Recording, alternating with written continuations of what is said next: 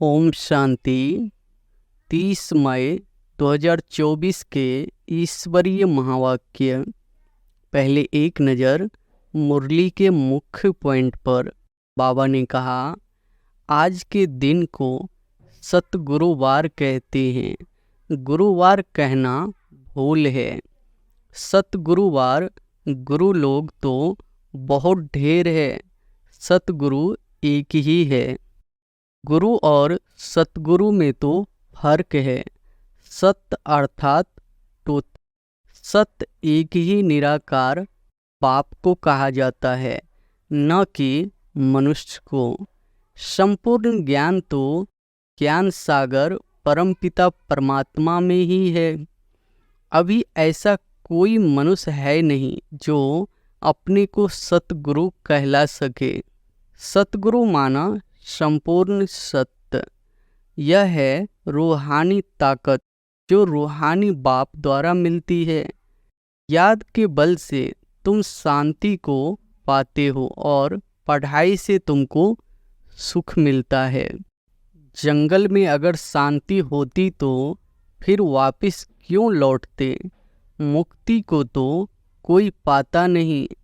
जो भी अच्छे अच्छे नामी गरामी राम कृष्ण परमहंस आदि होकर गए हैं, वह भी सब पुनर्जन्म लेते लेते नीचे ही आए हैं। मुक्ति जीवन मुक्ति को कोई भी पाते नहीं। और फिर बाबा ने कहा, सर्वशक्तिमान एक ही निराकार बाप को कहा जाता है। और किसको कहा नहीं जाता, वही तुमको नॉलेज दे रहे हैं। बहुत है जिनको पूरा निश्चय है, कोई को सेमी निश्चय है, कोई को 100%, कोई को 10% भी है। अब भगवान श्रीमत देते हैं, बच्चे मुझे याद करो। यह है बाप का बड़ा फरमान। सब स्टूडेंट है, पढ़ाने वाला एक ही टीचर है। वह सब मनुष्य पढ़ाते हैं, यहाँ तुमको ईश्वर पढ़ाते हैं।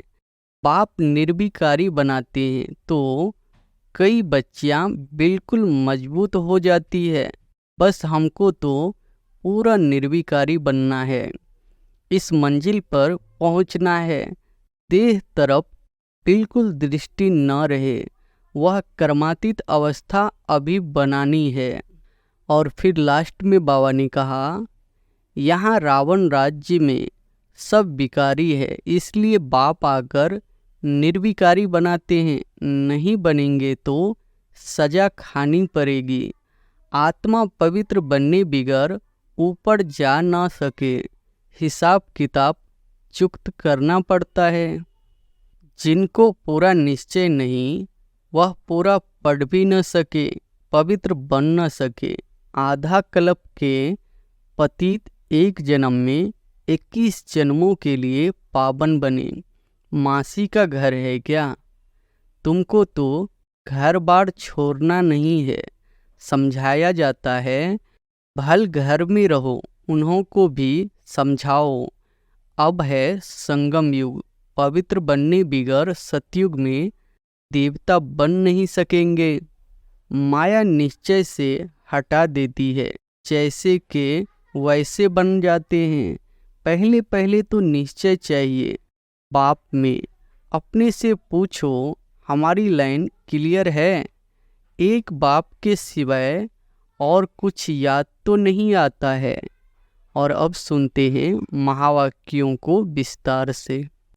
मुरली का सार है, मीठे बच्चे, तुम्हें पहला पहला निश्चय चाहिए कि हमको पढ़ाने वाला स्वयं शांति का सागर, सुख का सागर बाप है। कोई मनुष्य किसी को सुख शांति नहीं दे सकता। प्रश्न है, सबसे ऊंची मंजिल कौन सी है? उस मंजिल को पाने का पुरुषार्थ क्या है? उत्तर है, एक बाप की याद पक्की हो जाए, बुद्धि और कोई की तरफ न जाए। यह ऊंची मंजिल है। इसके लिए आत्म अभिमानी बनने का पुरुषार्थ करना पड़े। जब तुम आत्म अभिमानी बन जाएंगे तो सब विकारी ख्यालात खत्म हो जाएंगे, बुद्धि का भटकना बंद हो जाएगा, देह के तरफ बिल्कुल दृष्टि न जाए। यह मंजिल है, इसके लिए आत्माभिमानी भव। ओम शांति। रूहानी बच्चों प्रति रूहानी बाप बैठ समझाते हैं। इनको ब्रह्मा बाबा को रूहानी बाप नहीं कहेंगे। आज के दिन को सतगुरुवार कहते हैं। गुरुवार कहना भूल है। सतगुरुवार गुरु लोग तो बहुत ढेर है, सतगुरु एक ही है। बहुत है जो अपने को गुरु भी कहते हैं, सतगुरु भी कहते हैं। अभी तुम बच्चे समझते हो गुरु और सतगुरु में तो फर्क है। सत अर्थात तो सत्य एक ही निराकार बाप को कहा जाता है, न कि मनुष्य को। सच्चा ज्ञान तो एक ही बार ज्ञान सागर बाप आकर देते हैं। मनुष्य को कभी सच्चा ज्ञान दे नहीं सकते। सच्चा है ही एक निराकार बाप। इनका नाम तो ब्रह्मा है, यह किसी को ज्ञान दे न सके। ब्रह्मा में ज्ञान कुछ भी था नहीं, अभी भी कहेंगे इनमें सारा ज्ञान तो है नहीं। संपूर्ण ज्ञान तो ज्ञान सागर परमपिता परमात्मा में ही है।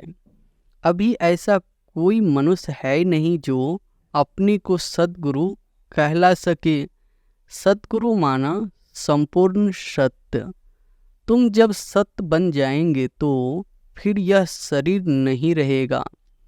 मनुष्य को कभी सतगुरु कह नहीं सकते। मनुष्य में तो पाई की भी ताकत नहीं है। यह खुद कहते हैं मैं भी तुम्हारे जैसा मनुष्य हूँ। इसमें ताकत की बात उठ नहीं सकती। यह तो बाप पढ़ाते हैं, न कि ब्रह्मा। यह ब्रह्मा भी उनसे पढ़कर फिर पढ़ाते हैं। तुम ब्रह्मा कुमार कुमारियाँ कहलाने वाले भी परमपिता परमात्मा सतगुरु से पढ़ते हो। तुमको उनसे ताकत मिलती है। ताकत का मतलब यह नहीं कि कोई को घुसा मारो जो गिर पड़े, नहीं। यह है रूहानी ताकत जो रूहानी बाप द्वारा मिलती है। याद के बल से तुम शांति को पाते हो और पढ़ाई से तुमको सुख मिलता है। जैसे और टीचर्स तुमको पढ़ाते हैं वैसे बाप भी पढ़ाते हैं। यह भी पढ़ाते हैं, स्टूडेंट है। देहधारी जो भी है वे सभी स्टूडेंट है। बाप को तो देह है नहीं, वह निराकार है। वही आकर पढ़ाते हैं। जैसे और स्टूडेंट पढ़ाते हैं वैसे तुम भी पढ़ते हो। इसमें मेहनत की बात नहीं।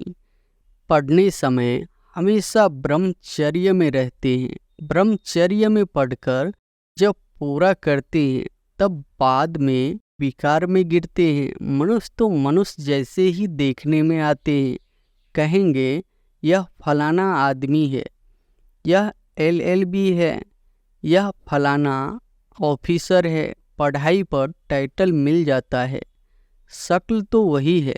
उस जिस्मानी पढ़ाई को तो तुम जानते हो। साधु संत आदि जो शास्त्र पढ़ते पढ़ाते हैं उनमें कोई बड़ाई नहीं। उससे कोई को शांति तो मिल नहीं सकती।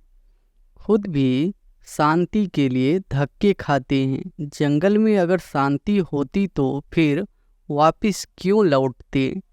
मुक्ति को तो कोई पाता नहीं। जो भी अच्छे अच्छे नामी ग्रामी राम कृष्ण परमहंस आदि होकर गए हैं वह भी सब पुनर्जन्म लेते लेते नीचे ही आए हैं। मुक्ति जीवन मुक्ति को कोई भी पाते नहीं। तमो प्रधान बनना ही है। देखने में तो कुछ नहीं आता। कोई से पूछो तुमको गुरु से क्या मिलता है तो कहेंगे शांति मिलती है। परंतु मिलता कुछ भी नहीं। शांति का अर्थ ही नहीं जानते।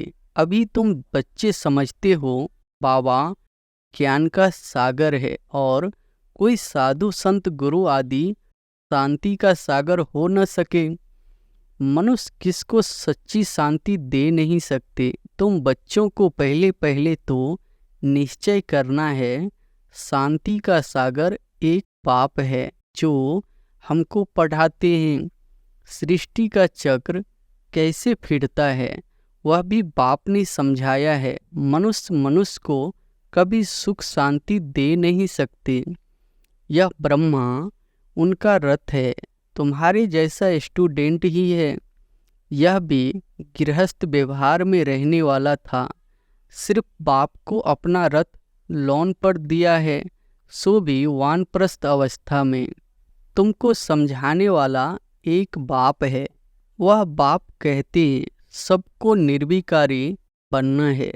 जो खुद नहीं बन सकते तो फिर अनेक प्रकार की बातें करेंगे, गालियां भी देंगे। समझते हैं हमारा जन्म जन्मांतर का भोजन जो बाप का वर्षा मिला हुआ है वह छुराते हैं। अब छुराते तो वह बेहद का बाप है ना, इनको भी उसने छुराया। बच्चों को भी बचाने की कोशिश की, जो निकल सके उनको निकाला। अब तुम बच्चों की बुद्धि में है कि हमको पढ़ाने वाला कोई मनुष्य नहीं है, सर्वशक्तिवान एक ही निराकार बाप को कहा जाता है।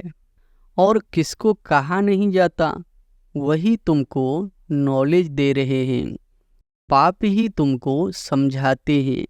यह विकार तुम्हारा सबसे बड़ा दुश्मन है, इनको छोड़ो। फिर जो नहीं छोड़ सकते हैं वे कितना झगड़ा करते हैं। माताएं भी कोई ऐसी निकल पड़ती है जो विकार के लिए बड़ा हंगामा करती है। अभी तुम हो संगम युग पर, यह भी कोई नहीं जानते कि यह पुरुषोत्तम संगम युग है।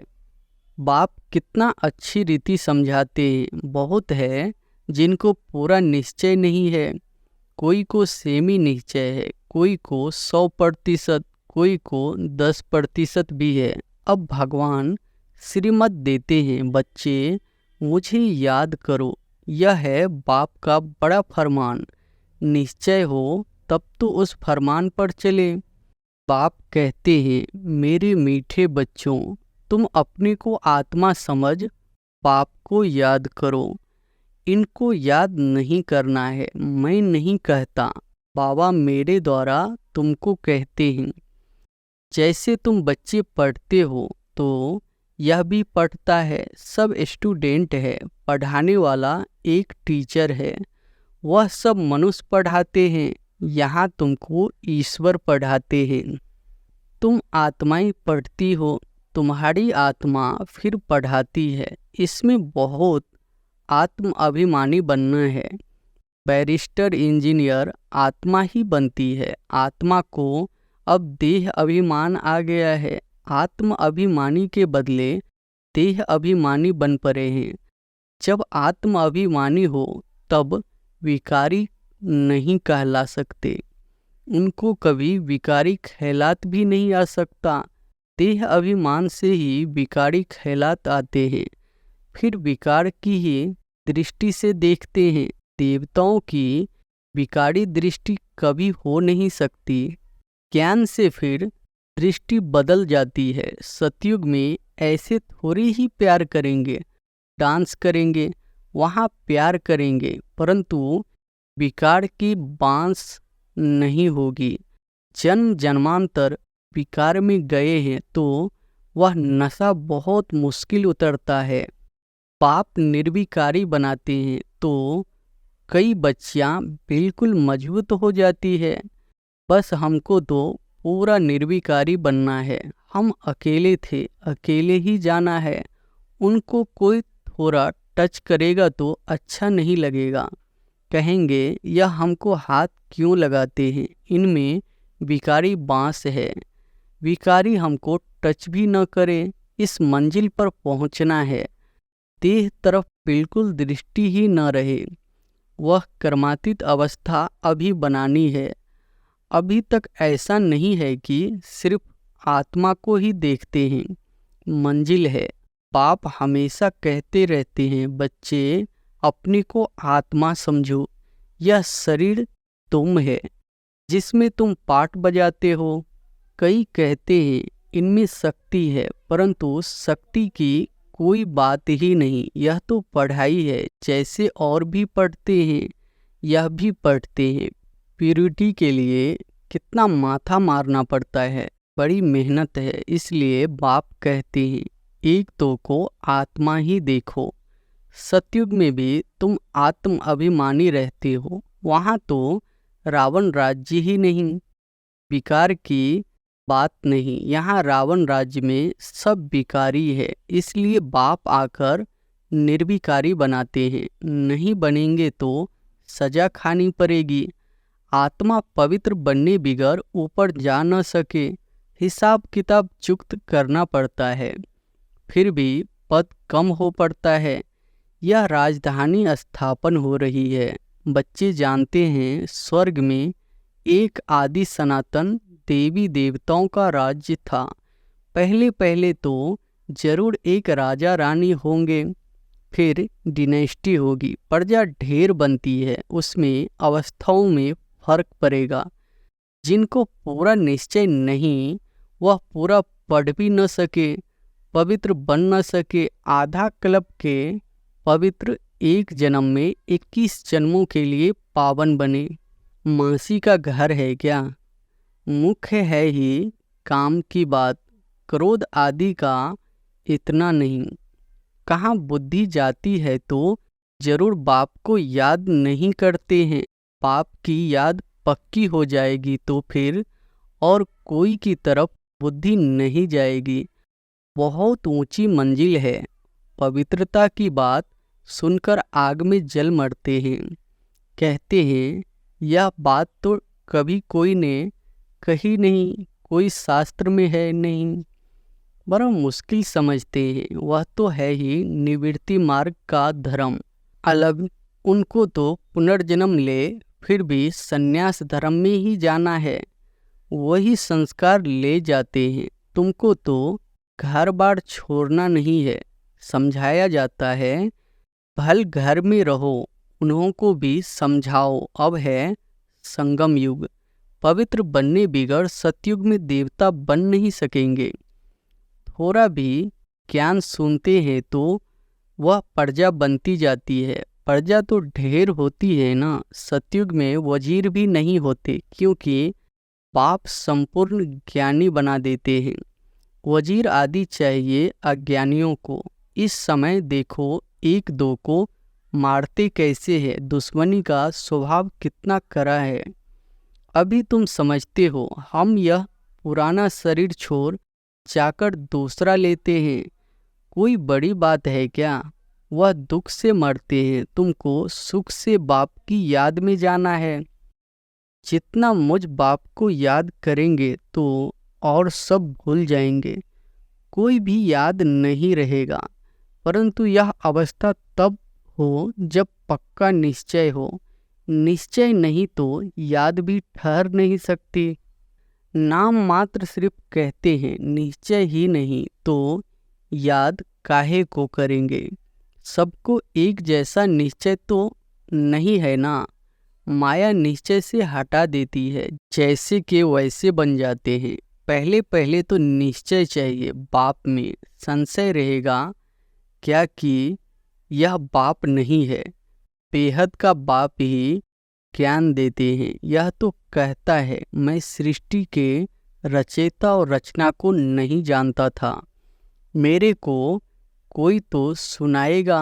मैंने 12 गुरु किए, उन सबको छोड़ना पड़ा। गुरु ने तो ज्ञान दिया नहीं, सद्गुरु ने अचानक आकर प्रवेश किया। समझा पता नहीं क्या होना है। गीता में भी है ना, अर्जुन को भी साक्षात्कार कराया। अर्जुन की बात है नहीं, यह तो रथ है ना। यह भी पहले गीता पढ़ता था। बाप ने प्रवेश किया, साक्षात्कार कराया कि यह तो बाप ही ज्ञान देने वाला है, तो उस गीता को छोड़ दिया। पाप है ज्ञान का सागर, हमको तो वही बताएगा ना। गीता है माई बाप, वह बाप ही है जिसको तमेव माता पिता कहते हैं। वह रचना रचते, एडॉप्ट करते हैं ना। यह ब्रह्मा भी तुम्हारे जैसा है, बाप कहते हैं। इनकी भी जब वानप्रस्थ अवस्था होती है तब मैं प्रवेश करता हूँ। कुमारियाँ तो है ही पवित्र, उनके लिए तो सहज है। शादी के बाद कितने संबंध बढ़ जाते हैं, इसलिए देही अभिमानी बनने में मेहनत लगती है। वास्तव में आत्मा शरीर से अलग है, परंतु आधा कल्प देही अभिमानी रहे हैं। पाप आकर अंतिम जन्म में देही अभिमानी बनाते हैं तो मुश्किल भासता है। पुरुषार्थ करते करते कितने थोड़े पास होते हैं, 8 रत्न निकलते हैं। अपने से पूछो, हमारी लाइन क्लियर है? एक बाप के सिवाय और कुछ याद तो नहीं आता है। यह अवस्था पिछाड़ी में होगी। आत्म अभिमानी बनने में बहुत मेहनत है। अच्छा, मीठे मीठे सिकिलधे बच्चों प्रति माता पिता बाप दादा का याद प्यार और गुड मॉर्निंग। रूहानी बाप की रूहानी बच्चों को नमस्ते। धारणा के लिए मुख्य सार, पहली पॉइंट है, ज्ञान से अपनी दृष्टि का परिवर्तन करना है। आत्म अभिमानी बन विकारी ख्यालात समाप्त करने हैं।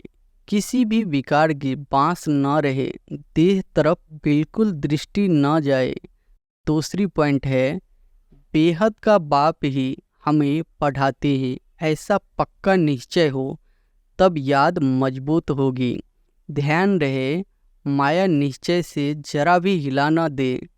वरदान है, सेवा भाव से सेवा करते हुए आगे बढ़ने और बढ़ाने वाले निर्विघ्न सेवाधारी भव। सेवा भाव से सेवा करते हुए आगे बढ़ने और बढ़ाने वाले निर्विघ्न सेवाधारी भव।